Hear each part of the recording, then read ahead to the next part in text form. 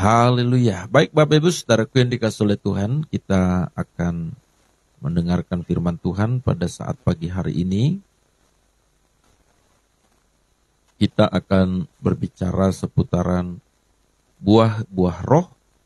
Kita lihat Alkitab kita bersama-sama dalam Galatia pasal yang kelima ayat 22 sampai ayat yang ke-23. Tetapi buah roh ialah kasih, sukacita, damai sejahtera, kesabaran, kemurahan, kebaikan, kesetiaan, kelemah lembutan, penguasaan diri. Tidak ada hukum yang menentang hal-hal itu.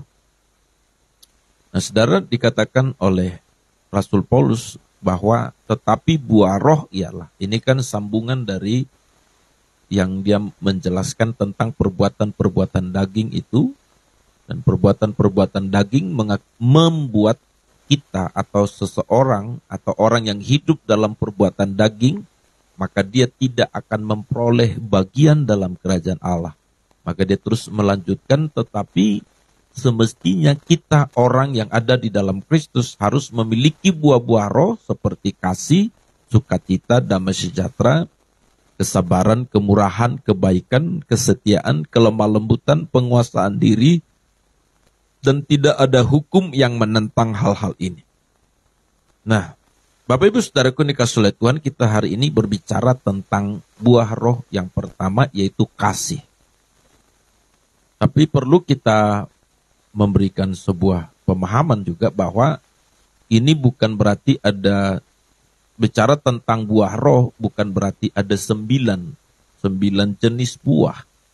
Tapi ini sebenarnya adalah satu kesatuan yang utuh dalam 9 rasa. Jadi buah itu secara utuh ada dalam diri kita, dalam satu kesatuan buah yang utuh, tetapi dalam 9 rasa, saudara.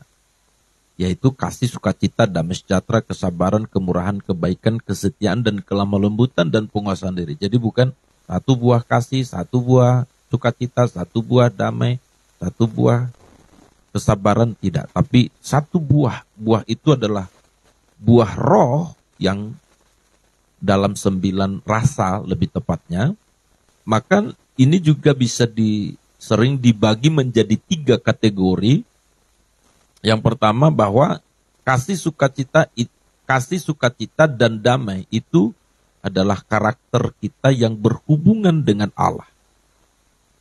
Jadi kita mengalami kasih, kita mengalami sukacita, kita mengalami damai. Ini erat hubungannya bagaimana kasih, damai, sukacita itu adalah hubungan kita dengan Allah. Lalu kesabaran, kemurahan, kebaikan itu bagaimana bicara tentang kita memiliki hubungan dengan sesama manusia, karakter kepada sesama manusia. Dan kategori ketiga yaitu kesetiaan, kelemah lembutan, penguasaan diri itu berhubungan dengan diri kita sendiri. Jadi kasih, sukacita itu bagaimana kasih, sukacita, damai sejahtera itu karakter yang berhubungan kepada Allah, dan kesabaran, kemurahan, kebaikan itu adalah karakter yang berhubungan dengan sesama, dan penguasaan diri, kesetiaan, kelemah lembutan itu berhubungan dengan diri sendiri. Jadi kita bicara tentang kasih, saudara. Nah, apa kata Alkitab tentang kasih? Nah, kalau kita melihat banyak ayat-ayat yang berbicara tentang kasih seperti 1 Korintus pasal yang ke-13 ayat 4-8 mengatakan, dalam 1 Korintus pasal 13 ayat 4-8 mengatakan begini. Kasih itu sabar, kasih itu murah hati, ia tidak cemburu, ia tidak memegahkan diri dan tidak sombong. Ia tidak melakukan yang tidak sopan dan tidak mencari keuntungan diri sendiri. Ia tidak pemarah dan tidak menyimpan kesalahan orang lain. Ia tidak bersukacita karena ketidakadilan, tetapi ia bersukacita karena kebenaran. Ia menutupi segala sesuatu, percaya segala sesuatu, mengharapkan segala sesuatu, sabar menanggung segala sesuatu. kasih tidak berkesudahan. Nubuat akan berhenti, bahasa roh akan berhenti, pengetahuan akan lenyap. Nah, dikatakan di sana kasih tidak akan berkesudahan.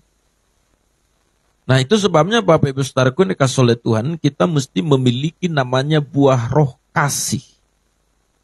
Nah, ini adalah karakter pertama dari buah roh itu. Bagaimana buah roh, sebab kasih akan mendasari atau berhubungan dengan buah-buah roh yang lainnya.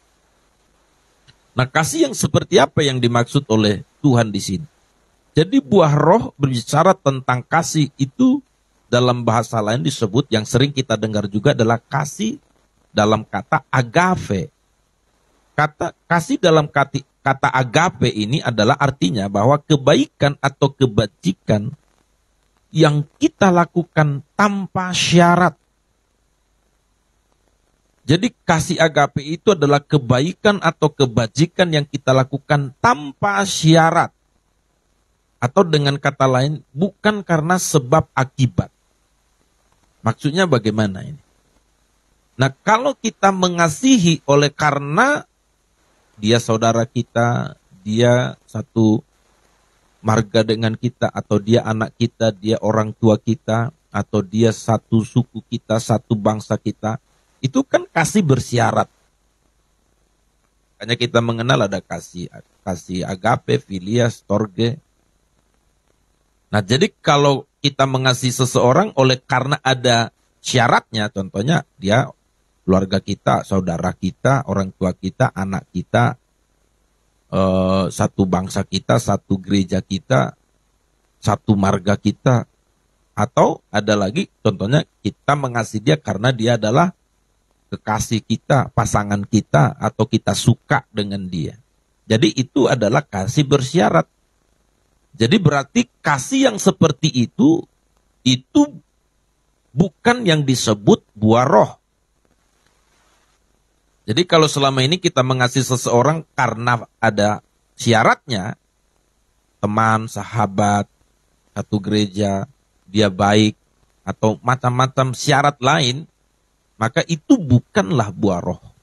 Tapi buah roh itu adalah kasih yang kita lakukan atau kita berikan, kebajikan atau kebaikan yang kita lakukan tanpa syarat. Jadi saudara, kita mungkin berpikir ini bagaimana kira-kira gambarannya. Nah, sebenarnya contoh yang sempurna adalah seperti Allah mengasihi manusia. Bagaimana Allah mengasihi manusia tanpa syarat. Tidak ada satu kriteria, tidak ada satu syarat apapun yang membuat Allah, yang membuat manusia pantas dikasihi, layak dikasihi. Tapi Allah mengasihi manusia dengan kasih agape, karena Allah itu sendiri adalah kasih. Jadi artinya dorongan kasih yang Tuhan berikan kepada kita bukan dipengaruhi oleh kita atau kita memenuhi syarat, tetapi Allah mengasihi kita oleh karena dia kasih itu sendiri. Jadi kasih itu sendiri yang mendorong untuk melakukan atau mengerjakan sesuatu kebajikan, kebaikan kepada kita, yaitu menyelamatkan kita. Nah, inilah yang akan dihasilkan oleh Roh Kudus dalam diri kita. Makanya ini pekerjaan Roh Kudus. Itu pekerjaan Roh Kudus. Dan Roh Kudus itu adalah pribadi Allah ketiga yang kita kenal seperti Allah Tritunggal, Allah Bapa, Allah Anak, Allah Roh Kudus.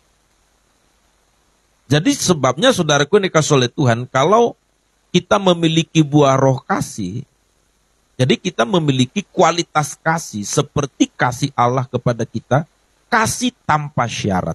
Dan ini semestinya adalah hal yang begitu kita dambakan, kita harapkan, kita kejar, sampai benar-benar kita menghasilkan buah di hadapan Allah. Ingat Bapak Ibu Saudara, hati-hati, Alkitab pernah berkata, pohon yang tidak berbuah atau ranting yang tidak berbuah akan dipotong, dan pohon yang tidak berbuah akan ditebang dan akan dibuang ke api. Jadi kalimat-kalimat itu atau peringatan-peringatan yang disampaikan Yesus itu jangan kita anggap cuma sebuah informasi. Tapi itu adalah sebuah perintah atau sebuah firman yang harus kita genapi dalam diri kita. Jadi kan ya sederhananya gini, ranting tidak berbuah dibuang. Pohon yang tidak berbuah ditebang, lalu dibakar. Itu teori dan itu masuk akal dan kita pun pernah mungkin melakukan itu. Pertanyaan saya kan begini, kira-kira apakah kita mengharapkan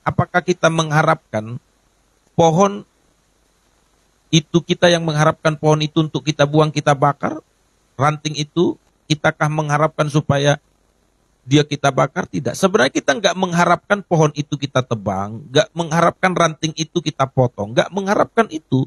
Tetapi yang membuat dia harus ditebang dan harus dipotong adalah dia sendiri, karena tidak menghasilkan buah. Jadi penyebab dia ditebang dan dipotong sebenarnya adalah pohon itu sendiri yang karena tidak menghasilkan buah. Jadi maksud saya kan begini, Allah tidak pernah mengharapkan siapapun untuk dibuang ke neraka. Allah tidak pernah mengharapkan siapapun untuk ditebang dan dipotong.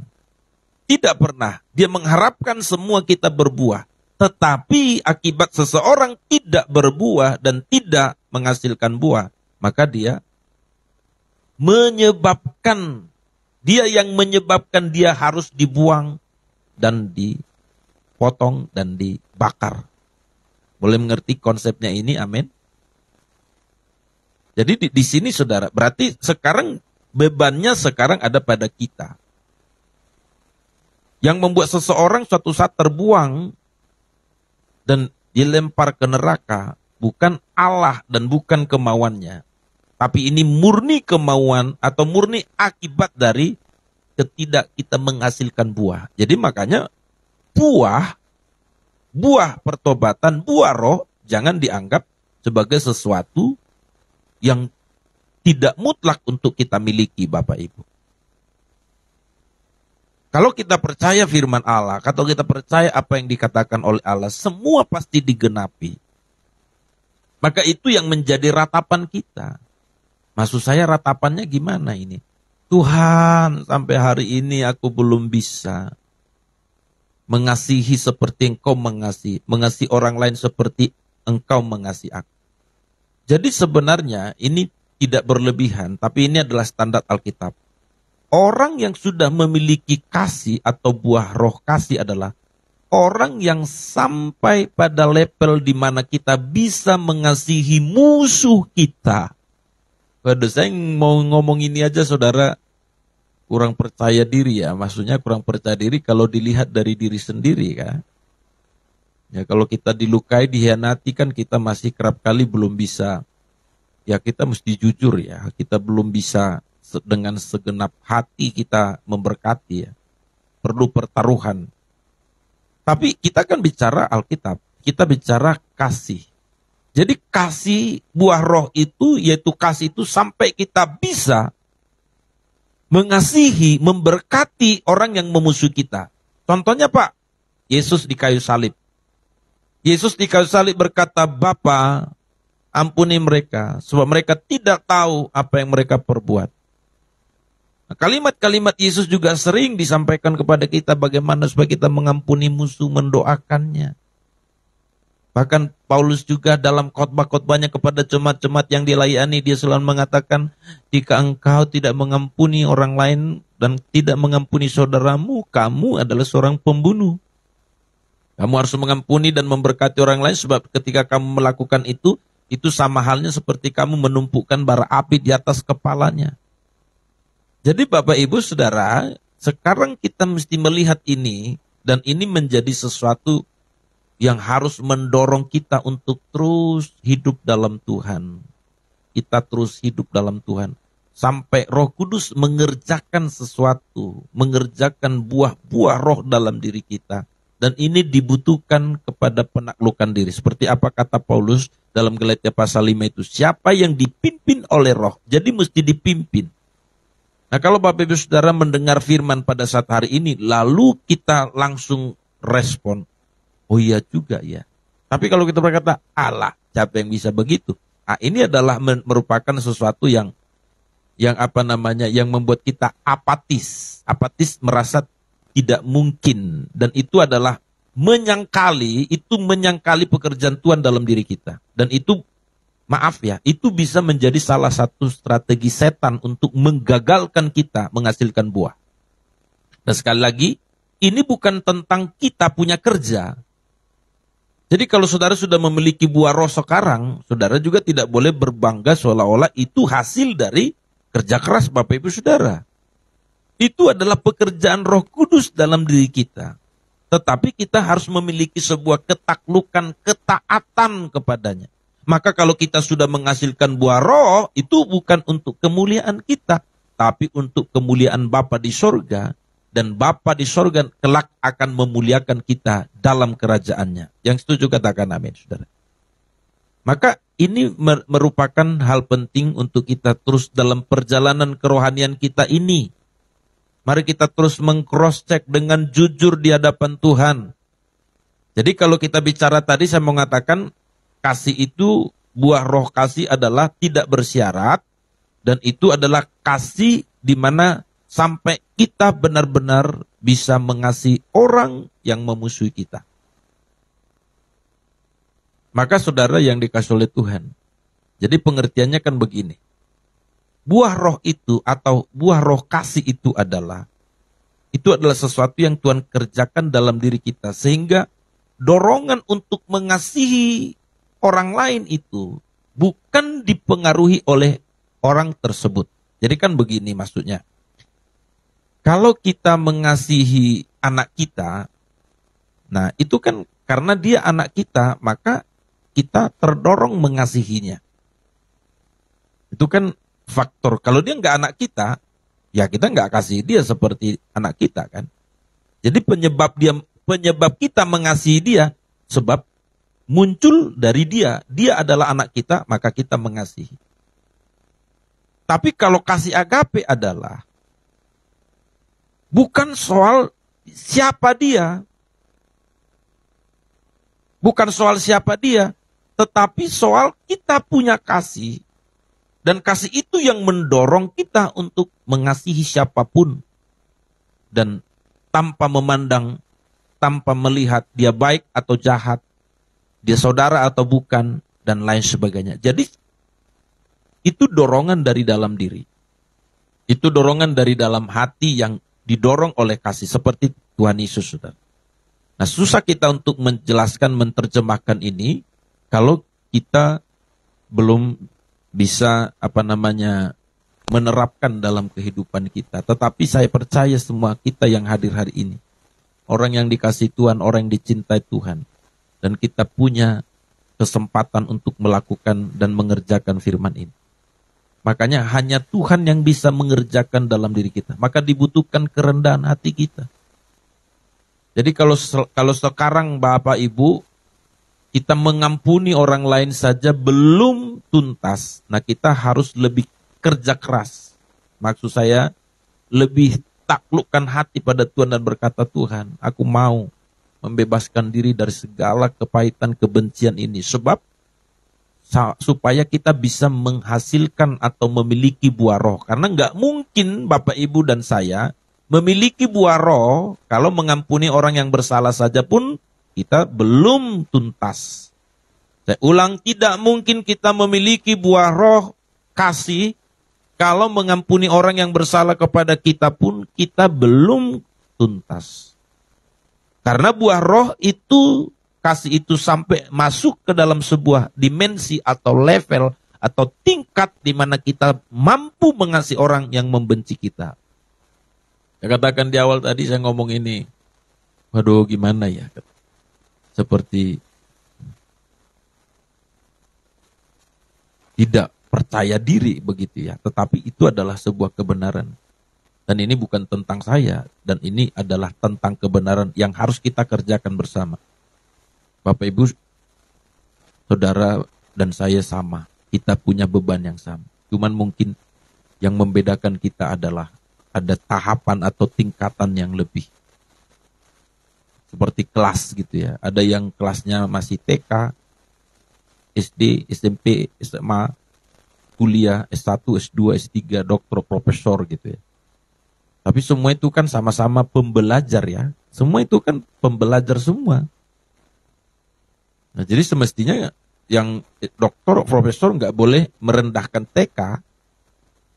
Dan TK juga nggak boleh terlalu, waduh kenapa aku tidak profesor ya. Nah, jangan, kita ikuti proses kita. Jadi semua kita punya proses masing-masing. Lalu kita jalani proses itu. Supaya kita sampai kepada tujuan kita. Nah, di sini adalah hal yang perlu kita pahami Bapak Ibu Saudara. Nah, dalam 1 Yohanes pasal yang keempat ayat 7 sampai 8 di sana dikatakan, 1 Yohanes pasal 4 ayat 7 sampai 8 di sana dikatakan, saudara-saudaraku yang kekasih, marilah kita saling mengasihi sebab kasih itu berasal dari Allah. Dan setiap orang yang mengasihi lahir dari Allah dan mengenal Allah. Barang siapa tidak mengasihi, ia tidak mengenal Allah, sebab Allah adalah kasih. Waduh, ini lebih to the point lagi Bapak Ibu. Yohanes berkata 1 Yohanes 4 ayat 7 sampai 8. Coba kita dengar sekali lagi supaya ini mengingatkan kita. Dan saya percaya saudara kita semua diinsafkan oleh Roh Kudus. Dikatakan di sana, saudara-saudara yang kekasih, marilah kita saling mengasihi sebab kasih itu berasal dari Allah. Dan setiap orang yang mengasihi lahir dari Allah dan mengenal Allah. Lalu dia menegaskan lagi ayat 8. Barang siapa tidak mengasihi. Berarti dalam kata lain, barang siapa masih membenci, barang siapa belum mengampuni, maka dikatakan ia tidak mengenal Allah. Sebab Allah adalah kasih. Jadi kalau kita sampai tidak mengasihi pun, jangankan memiliki buah roh. Alkitab mengatakan, nggak mengenal Allah. Kok bisa nggak mengenal Allah? Sebab kalau kita mengenal Allah, berarti itu artinya kita hidup seperti Allah. Maksudnya seperti apa yang Allah mau. Yaitu Allah mau kita menghasilkan buah roh. Nah itu di dalam kategori bagaimana kita mengenal Allah. Maka buah roh yang pertama adalah kasih. Bagaimana kita mengasihi tanpa syarat untuk siapapun. Jadi artinya kita mengasihi saudara kita, keluarga kita, semua segala macam. Kalau cuma sebatas karena dia saudara, itu adalah kasih yang natural. Semua orang bisa lakukan itu. Semua orang melakukan itu. Semua orang melakukan. Kalau dia anaknya dia kasih. Ya tapi Pak, ada orang kan anak sendiri pun gak dikasih. Oh itu memang dia punya karakter yang rusak, yang hancur ya. Tapi secara umum, pasti kalau dia saudaranya dan anaknya, orang tuanya dan semua segala macam yang ada kaitan, pasti dia melakukan kasih. Tetapi Tuhan mau bawa kita kepada sebuah dimensi sorgawi. Seperti Allah mengasihi kita tanpa syarat. Bahkan mengatakan, Bapa ampuni mereka sebab mereka tidak tahu apa yang mereka perbuat. Dan itu yang mesti lahir dalam hati kita, yang dikerjakan oleh Roh Kudus melalui ketaatan kita kepada firman. Maka buah roh itu akan muncul dalam diri kita, step by step. Seperti sebuah buah, tidak langsung satu malam, zup, besar.